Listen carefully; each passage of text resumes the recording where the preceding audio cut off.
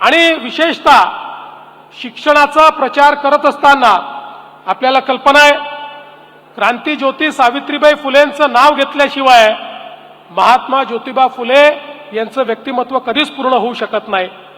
त्या क्रांतीज्योतींच्या पाठीशी उभं राहून ज्यावेळी स्त्री शिक्षणाची मुहूर्तमेढ ही त्या ठिकाणी केली आणि भिडेवाड्याची पहिली शाळा ज्यावेळी सुरू झाली, आपल्याला कल्पना आहे समाजामध्ये स्त्रियांना मागासलेलं ठेवण्याची जी विचारसरणी होती त्या विचारसरणीच्या विरुद्ध एक मोठा लढा ते लढले.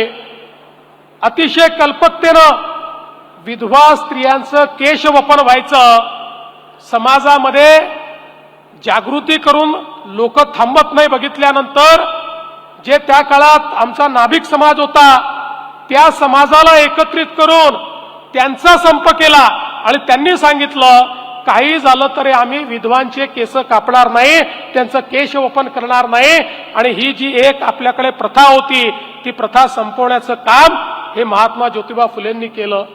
बालविवाहाची प्रथा संपवण्याचं काम हे महात्मा ज्योतिबा फुलेंनी केलं.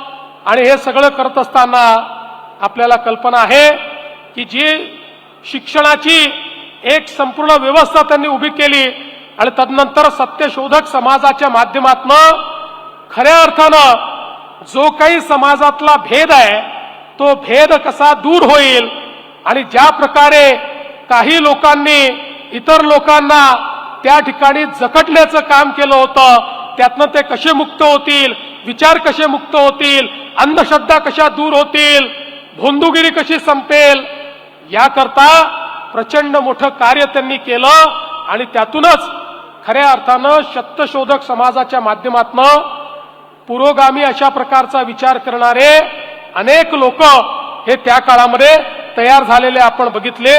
त्याची मुहूर्तमेढ त्यांनी केली. विशेषतः महात्मा ज्योतिबा फुलेंनी या ठिकाणी मानवी हक्काची सनद ही 1848 मध्ये मांडली आणि त्या सनदीच्या माध्यमातून कशा पद्धतीनं मानवी हक्काचं हनन होत आहे, जाती व्यवस्थेमुळे वेगवेगळ्या प्रकारच्या भेदभावामुळे कशा प्रकारे मानवाचे हक्क हिरावले जात आहेत हे सांगणारे महात्मा ज्योतिराव फुले होते.